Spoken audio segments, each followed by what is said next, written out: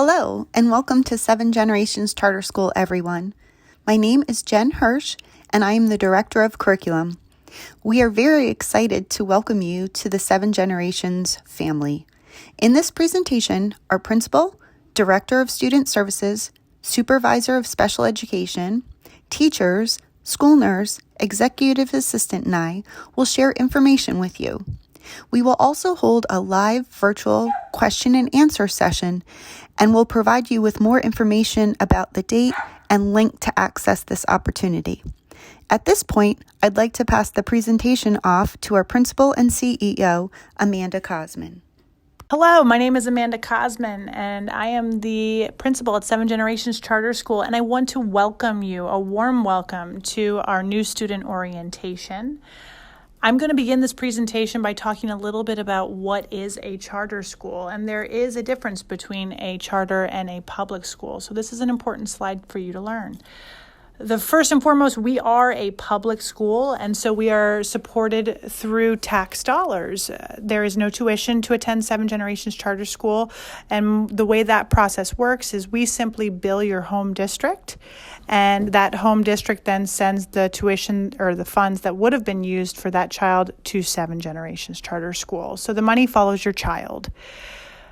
The way that we are a little bit different from a public school is we still have to follow those same state standards that we're held to, but we want to do it in a new and unique and creative way. So our school is all about learning about the environment and our community, and we really want children to see the why behind what they're learning. So they're going to get to touch and taste and smell and feel all about the world around them, and that is how we then use that to educate them on those standards that are so important for them to learn.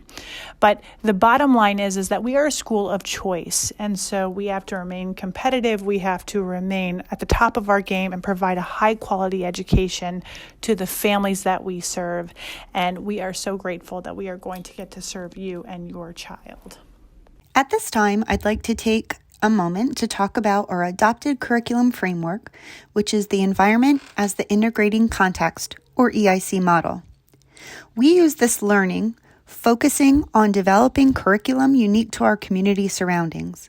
Unlike other schools that may have a science and social studies curriculum from a textbook publisher, our science and social studies curriculum is teacher developed and is rooted in the opportunities in our local community, both from natural systems like our forest, creeks, and ponds and meadows, to our social systems such as local government, business and residential districts, and transportation. Instead of using a textbook to teach Pennsylvania standards, we use our local environments to bring life, meaning, and real-world connections to the standards. We answer the question of why we are learning something in the classroom and apply this directly to application in the field in an authentic way. The EIC model also utilizes best practices in education. Often, our core content of reading, writing, math, science, and social studies are integrated together in grade-level unit investigations. This breaks down content area skills in isolation and makes learning more natural and meaningful to all of our students. We also put our students in the driver's seat to help lead learning. Teachers are supportive guides who help facilitate students' inquiry and discovery. Learning at 7Gen is collaborative. Students work with each other and teachers using hands-on experiences to better learn and explore concepts and skills using the real world. You will see examples of this when the teachers share grade-level units of studies in the following slides. A good way to understand the EIC model is this. EIC is an investigation. This investigation leads to the children discovering an issue. As they are learning more in depth about this in the classroom through content area studies, they are empowered to make a positive impact in their world through environmental service learning. Next, we will take some time with our kindergarten, first grade, and second grade teachers to learn more specifically about the EIC investigations within each grade level. Unit 1, Me and My Tree. The students learn about natural and social systems by studying the parts of their bodies and exploring how a tree is also a system with similar parts and needs. In this unit, the students begin to explore the 7 Generations local community. They learn about the parts of a tree by taking hikes on school property and surrounding areas. They help beautify school grounds by raking leaves, working together as a system. The children enjoy taking hikes to the Emmaus Compost Center to learn about where raked leaves go after collection. They hike to the Emmaus Town Triangle to be immersed in the social systems around them. They enjoy a field trip to a local apple orchard to pick apples right off the trees they've been learning about. Students observe, record, and learn by inquiry, just as scientists do. During the Me and My Tree unit, students learn about their many body systems through exciting activities and games. All 4 classes come together regularly to collaborate and share ideas on how to best help their community with their new knowledge. Some service learning and community service projects the children have come up with have included planting a tree on school grounds and teaching the upper grades about paper recycling through our school-wide morning announcements. Unit 2, Where We Live. Students investigate resources as they are used in human and animal shelters and explore the processes of constructing social and natural habitats. In the Where We Live unit, students get an up-close and personal look at shelters all around them. They hike to observe bird, squirrel, and paper wasp's nest. They search for burrow entrances and are excited to find groundhogs and chipmunks. Students also learn about what people around the world use and make for shelter. During the Where We Live unit, students take walks through Emmaus to observe the homes of local community. Students discuss what animals and people use to build their shelters and even get to build with some resources themselves. They build a shelter for the 3 little pigs as well as an animal of their choice, all using fun materials and supplies. Visiting Lost River Caverns to learn about life in caves is always a favorite trip from the unit. The most recent community service project the children have come up with was to set up a donation drive for a local animal shelter.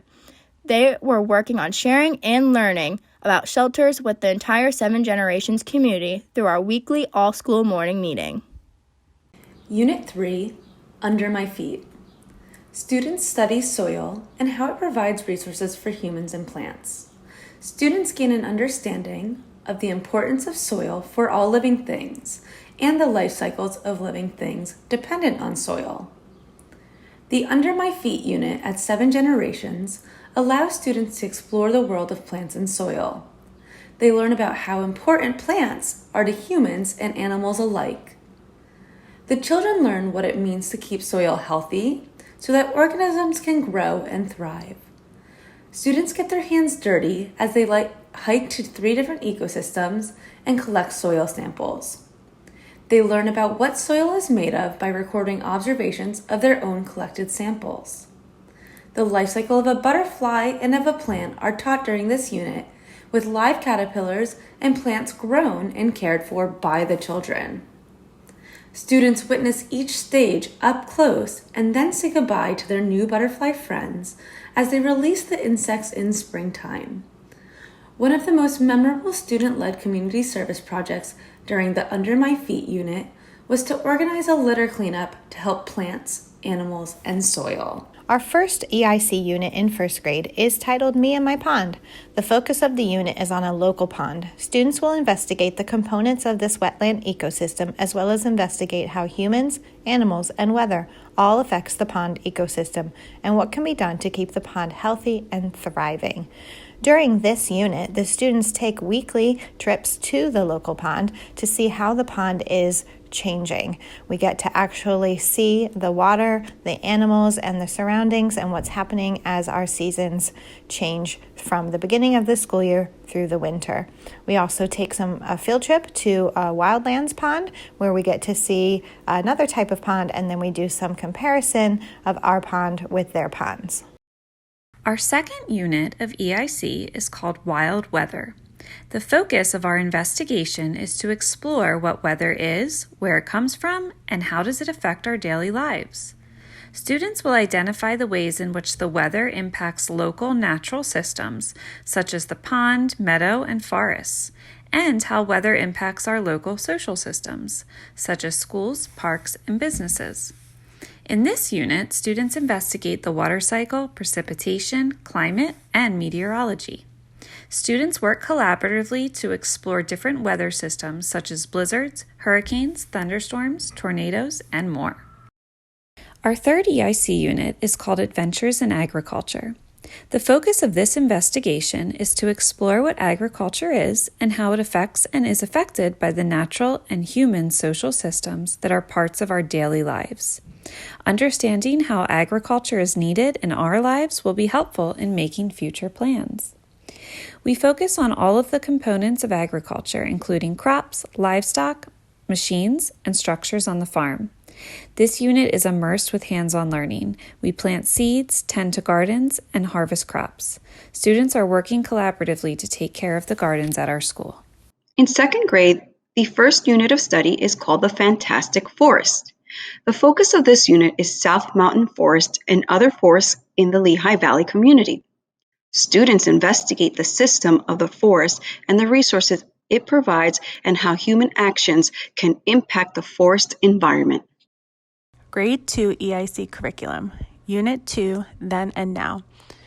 The focus of this investigation is for students to explore how the inventions and innovations have impacted the local community, our local environment, our state, and our country, both positively and negatively.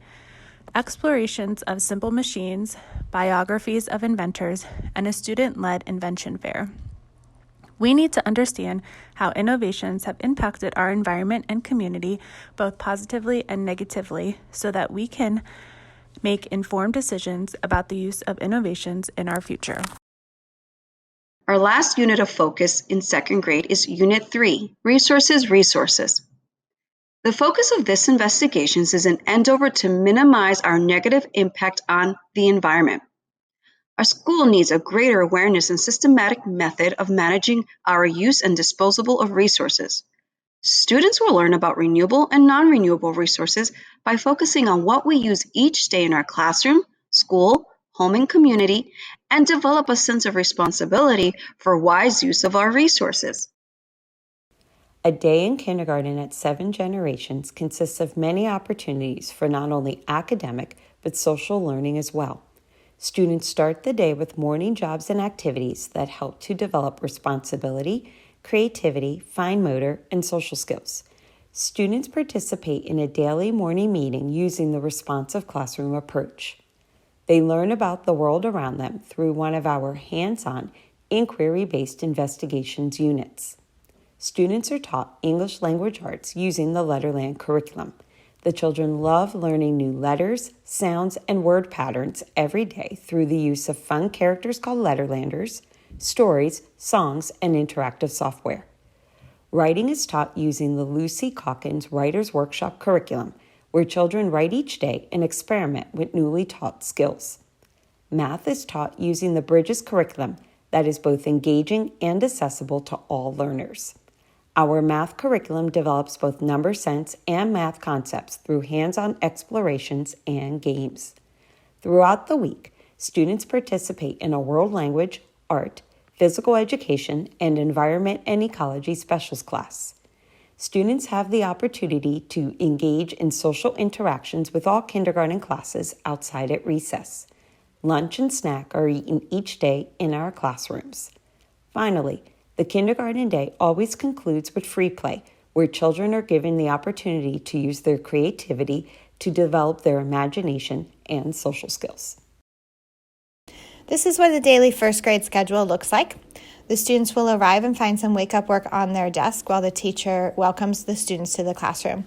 That's then followed by our morning meeting, which follows the responsive classroom model. After that is math, where we use our Bridges curriculum. Bridges Math is a spiraling math curriculum that allows the students to be exposed to all the different math concepts throughout the entire year. We then take a break and have snack.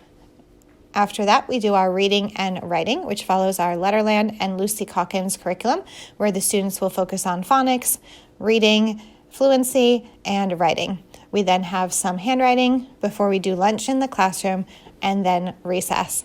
After those, we will do our specials, and after specials will be our EIC investigations. Those EIC investigations are our pond, our weather, and our agriculture units, where the students will get the hands-on experience with all of those different topics. At 7 Generations, we are excited that we are able to provide specialist classes to all the students that we serve. Currently, we offer environment and ecology, art, world language, gym, and library. Students will receive one of these classes each week. So on a Monday, they may have environment and ecology, Tuesday, art, Thursday, world language, and so on. The classes are 45-minute in length, and students will be able to be enriched with these classes throughout their school week. At 7 Generations, we are committed to ensuring that all students are able to find academic, social, and behavioral success within our programming. The following supports at 7 Gen help to ensure that student needs are addressed in order to ensure that each student finds success at our school. Our multi-tiered system of supports is designed to provide academic and behavioral support to teachers and students. MTSS is a term used to describe a model that uses data-based problem solving to determine academic and behavioral supports. The goal is to prevent the continuation of academic and behavioral issues and to intervene early so that students can be successful. This model allows teachers to identify academic and behavioral concerns at the first sign of difficulty, work collaboratively with the MTSS team to develop interventions and modifications tailored to each student's specific need, and to monitor student success and develop further interventions if needed. Our Student Assistance Program is available to all students and provides outside agency resources to students and their families. Our Director of Student Services, Ms. Nagley, will provide additional information regarding the services available through this program on a subsequent slide. Our multidisciplinary team is a team that evaluates students that may require special education services. This team is comprised of our school psychologists, special education case managers, your child's regular education teacher, necessary related service providers such as those who provide occupational therapy, physical therapy, and speech therapy services, and other relevant individuals with specific knowledge in gathering and analyzing information to determine specific student needs. This team collaborates in evaluating whether students require special education services. Students who are determined to require special education services to make meaningful progress in their education will have an individualized education plan developed based on the recommendations of the evaluation. Finally, we have students who are served under 504 service agreements. This is available to all students who are not eligible for special education but who demonstrate a documented disability. The 504 service agreement outlines the accommodations that will be provided to an eligible student in order to remove barriers to learning as a result of a documented disability. 7Gen is a Title I school and receives funding from the federal government for resources and staffing in order to help increase student literacy achievement. We have a full-time reading specialist and part-time literacy teachers who focus on kindergarten through third grade students. Title I also offers opportunities for parental involvement, workshops, and family resources and activities throughout the year. We use benchmark testing and some local assessments to determine student eligibility in the program. We focus on making literacy achievement valuable, enjoyable, and accessible for everyone who qualifies for Title I. ELD stands for English Language Development. 7Gen provides support to students learning the English language in order to increase student literacy achievement. If a child qualifies for ELD instruction, they will receive in-class support by the English language teacher to develop his or her English skills. Collaboration occurs in grade-level content classes where both the English language teacher and classroom teacher provide instruction. ELD instruction helps identified children comprehend daily lessons and participate socially in school. We have an ELD teacher who supports K-5 identified students. The goal of Student Support Services is to provide students with quality educational experiences that enable all students to be successful learners. Student services may be provided through an individualized education plan, or IEP, or through a 504 service agreement based on each student's specific needs. Through an IEP determined as necessary by conducting a special education evaluation, students receive individualized educational services to meet specific academic and behavioral needs. Related services that may be provided through an IEP include occupational therapy, physical therapy, and speech-language services. 504 service agreements offer students with accommodations and modifications in order to remove barriers to the educational environment due to a documented disability. Occupational therapy and physical therapy may also be offered through a 504 service agreement to support the student in accessing his or her education. If your child has an individualized family service plan, IFSP, please make an appointment with me, Kelly Paxton, the supervisor of special education. During this appointment, the process of providing your child with school-aged supports will be discussed. Thank you. The role of the school counselor is to help your child access their education in the best way they can. The counselor facilitates instruction for students in small group, classroom, or individual sessions. We talk about anything from navigating social situations to stressors at home or school, and anything else they show they need at any given time. The counselor is the main school contact for 504 plans, the SAP program, foster care, and homelessness. So if any of those situations might pertain to you, please reach out. There are so many resources we can provide and ways that we can help navigate that together. We also have a 7Gen Lens program, and that connects families with items that they might need at school, including school supplies, snow or rain gear. We get outside constantly, so anything they need to keep warm and dry as they go out. So if your child forgets their gear one day or your family is not able to financially support that need, we can help. We also have a student assistance program, and that's something that's available to all children and all families. It is confidential and made up of teachers and staff who have been trained to help connect families with outside resources. So if your family may need a resource for an outside therapist, counselor, or wraparound program, if you're a family who's in need of a place to find food banks or ways to help pay the rent, anything you may need that we can connect you with outside of school, the SAP program is a great resource for you.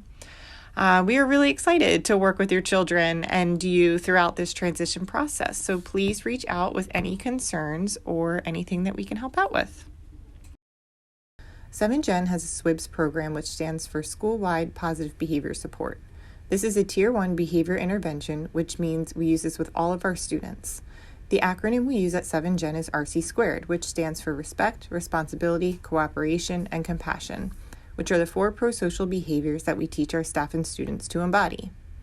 RC² was created by staff and families and is unique just to 7Gen.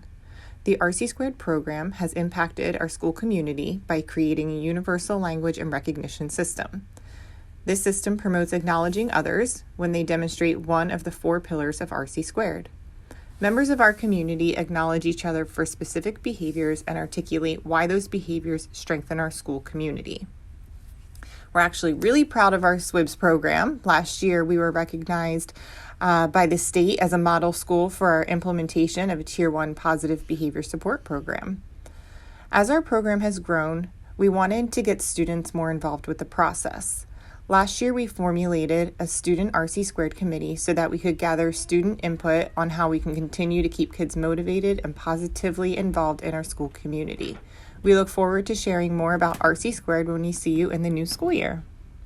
So here at 7Gen, the social emotional curriculum we think is as important as the academic curriculum. So we follow a framework called Responsive Classroom, and that framework is used in conjunction with a program that we've created called RC², which stands for Respect, Responsibility, Cooperation, and Compassion. So what is responsive classroom? If we're going to be teaching about social emotional learning, we're going to need a framework in which to do so. Responsive classroom provides our teachers and community a consistent language that we can use when we work with children and even families and each other with behavioral strategies. Throughout the day, we're really going to work on fostering a community because we believe that by creating a classroom community and then a school community, we're able to create a group of people that understands the practical strategies and social strategies that we use day to day to enhance academic learning. These strategies are also lifelong strategies that students are going to be using when they leave 7Gen and they go in to college or to future careers out in the workforce. So huge part of responsive classroom is beginning every day with a morning meeting. Students will have their morning meeting in their classrooms, and this will be a time when the teacher gets to greet all of the children get to greet each other, and then there's little activities that they'll complete, such as they'll share about something that's happening in their lives, and then they'll also play some sort of game or hear some sort of story that's in connection to a skill that we're focusing on for the week. So maybe it's listening, how to be an active listener. What does that look like? What does that feel like? Or maybe it's how do I respectfully disagree with someone? So we're not just talking about it once and then walking away from it, but we're talking about it in the morning. We're playing games with it. We're accessing it throughout the day as we continue our learning. And it really helps the students see how do I become a part of this community and where do I fit in? In addition to morning meeting, Responsive Classroom also focuses on the importance of rule creation and classroom management. Students will be a part of the rule creation process during the first 6 weeks of school. The whole classroom, students and teacher, will work together to develop some classroom norms that they all agree upon and then create rules from those so that students have ownership and see, well, why are these rules necessary? This will help really foster a sense of community with the children, and it'll be an important part of that first 6 weeks of school. In addition, we have classroom management, and here at 7Gen, we take a positive approach to discipline, and we do follow a framework called RC², Respect, Responsibility, Cooperation, and Compassion. And we acknowledge students when they are demonstrating those social emotional skills that we talked about earlier in that morning meeting and then throughout the day. It really gives the children a sense of responsibility and self-control, and they understand what is expected in the classroom. But there will be times when a child needs to be redirected for completing a behavior that might not be in line with what the classroom rules are. And we utilize something called logical consequences when that happens in the classroom. And so a logical consequence is just something that will naturally happen because of that incident. So if we're not appropriately using scissors, well, the logical consequence will be that we're not going to use scissors for the rest of the day today, but we can try again tomorrow. And this is what it looks like to appropriately use scissors. This really helps the student understand what is expected of me and how can I fix it next time. One of the final components of responsive classroom is the idea of teacher language. How are we speaking to children? How are we redirecting children? How are we praising children? It's something that we look at a lot and very closely here at 7Gen. And we really attempt to use positive language to reinforce the behaviors that we're hoping to see. And that language needs to be clear and it needs to be very specific. So for example, rather than just saying, "Good work, John," I might say instead, "Wow, John, you did a really nice job in your paper today. I can really tell that you spent a lot of time to make your letter formations really nicely. That's a great letter H that you made right there." The difference here is that rather than having a general sense of praise, the child is able to really hear what they did well and what it is that you are looking for with the activity. So that's just a small example of some of the strategies that we use and promote here with teacher language. We really try to focus on the word choice, the tone, the pace, to increase our student engagement and their connectedness. Hi, my name is Liz Hardy, and I'm the school nurse at 7Gen. When entering a Pennsylvania public school, there's 3 forms that are required. The first form is a proof of immunization records. The second is a physical exam, and the third is proof of a dental exam. These forms are found on our website under For Families and then Forms. All paperwork for the 2021 and 2022 school year are due by the first day of school. If your child requires a medication during school hours, like an inhaler or an EpiPen, there is an authorization for medication form on our website, again, under For Families and then Forms. This form must be completed by the parent and the prescribing physician. Any medication that is required during school must be brought into school by a parent or guardian. Children cannot come to school with medications in their backpack. If you have any questions, please let me know. Thank you. Transportation is provided by your home district. Usually, transportation information, the bus number, your bus stop, pickup and drop-off time will be provided to you by the school district, normally the week prior to the first day of school. If you have any questions regarding transportation, they would be able to answer that around that time frame. Please note if you have any changes to your address or your contact information, please alert the office immediately. Many studies show that parent participation really does increase school excellence in children. We really urge you to be as involved as you can, whether it be at school or at home. Some ways parents stay involved at 7Gen are being a mystery reader in a classroom, being a helper in the school library, classroom parent, or field trip chaperone. We have an all-school morning meeting every Wednesday from 9 to 9:30, and we welcome our parents and community members to join us during that time. Our PTO always welcomes new members, so please reach out to them through the email address you see here. We know that schedules are busy, and you're welcome to be as involved as your schedule allows. If you're looking to volunteer at school, we must have your clearances on file. If you do not have your clearances already, you will need to obtain your background check and child abuse clearance before volunteering. More information on what you need and how to obtain it can be found on our school's website. Click Get Involved, Volunteer, and Volunteer Clearances. If you're not able to join us at school, there are ways that you can be involved from home. Simply helping your child with their homework and reading to them at home shows that you're interested and invested in their education. Communicating with your child's teachers or school personnel also shows your child that we're all on the same team and we're working together in their best interests. If kids know you're involved and aware of what's going on at school, they're more successful. So we have shared so much information to get a deeper understanding of our curriculum, the supports, and our staff who are all committed to your child's successful elementary journey at 7Gen. I'd like to wrap it up by sharing some resources that we will be providing you electronically through a Constant Contact email. You will receive our family-friendly version of our mission and vision, our kindergarten through 5th grade curriculum overview, so you can see the full journey of your child's study at 7Gen. For our brand new kindergarten students, our teachers have developed a Getting Ready for Kindergarten resource.